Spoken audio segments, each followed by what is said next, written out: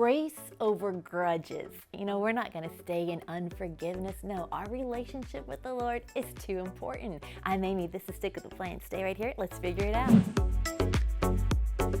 So glad you joined me today. I'm talking about grace over grudges. My friend JG sent me a t-shirt that said this. I was thinking about doing a Stick with the Plan called Keep No List, but I thought, no, that's more perfect. Just grace over grudges. We have to remember that this is important, so important to our relationship with our Heavenly Father. Why? Because His Word said, Jesus said, if you don't forgive your brother, how's your Father going to forgive you? I want to be forgiven by the Lord. My relationship is too important to let any grudge or hurt, offense get in there and separate me from the Lord. I know that it's easy to do, and especially if you've had a good friendship before, you have to give grace to the people around you. They're going to say things that hurt your feelings. They're going to mess up. They're going to do things wrong. We can't keep a list. You know, the other day I was talking to my son, telling him a story. We're each other's therapist. I'm telling him something that happened. I was like, yeah, I asked so-and-so. I said, could you help me with this? And they just looked at me and said, no. And my son, Lake, was like, oh, what'd you do, Mom? I said, oh, they're on my list. And I thought, oh, I have a list? That's so wrong. 1 Corinthians 13 says, love keeps no account of a done wrong. You know, I have to get rid of that list. I don't have a list with people on it that I'm holding a grudge. No, I want grace. I have to show grace. You know, when people are so quick to judge others on their sin or mistakes, and they're just like, want to just kick them out of their life, I think, no, I don't. I want to show mercy. I want to show grace. I know how much grace has been shown to me. And if I ever mess up, I want you to show grace to me and mercy.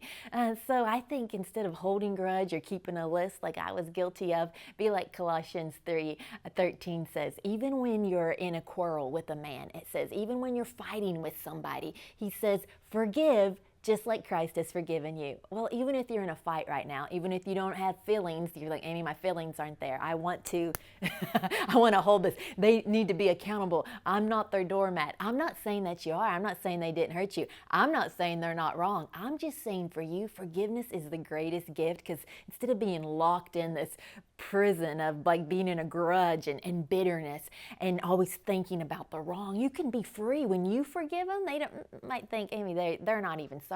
Forgive them so you can walk out and you don't have to think about it anymore.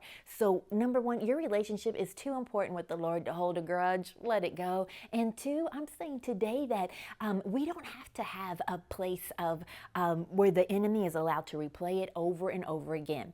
Number two is make a deliberate decision. Make a choice right now. I choose to forgive. And when you forgive, you have to forget. He's so evil. He wants to play it over and over again in your mind. In Proverbs 17:22, it says, a merry heart does good like a medicine, but a broken spirit or bitterness will rot the bones. Meaning that grudge, that unforgiveness just rots you from the inside out. You may be able to look the same, keep going to church, keep doing your job, but as long as you hold on to that unforgiveness, as long as you want to keep that grudge, I don't talk to them anymore. I saw a joke one time where these people were going into a restaurant and they said, remind me who we're not talking to again. That's not you and I. We don't hold grudges. No, we let grace come into our lives. We choose grace over the grudge. Meaning today, even if you don't feel like, I don't feel like forgiving, the enemy's been replaying that hurt and he just keeps it fresh because you just keep rehearsing it over and over again. I know two best friends that were lunch buddies, and one said a joke about the other one in front of a big crowd, and they split up, and the one would send gifts to him, and she could never forgive her, and they went to the grave not friends. And I think, oh, that's just so terrible. I don't want to let a grudge or something petty or some bitterness rot me from the inside out. I want to forgive. I'll choose grace over the grudge. So today in your life, don't give the enemy an inch. Don't let him be able to open a door with unforgiveness or grudges to get in there to try to rot your bones. Keep your heart merry. Keep the joy of the Lord on the inside. Choose grace over every grudge, and that's how you'll stick with the plans He has for you. Thanks for joining me today. I love hearing all that God is doing in your life. Keep those testimonies coming, and thank you for sharing this. New friends are watching this because you are sharing this. If you're on YouTube, hit that subscribe button, turn on the bell, leave us a comment. If you're on Facebook, like this page. We have a brand new video for you next week. And remember, every Tuesday, we are live. I'll see you then.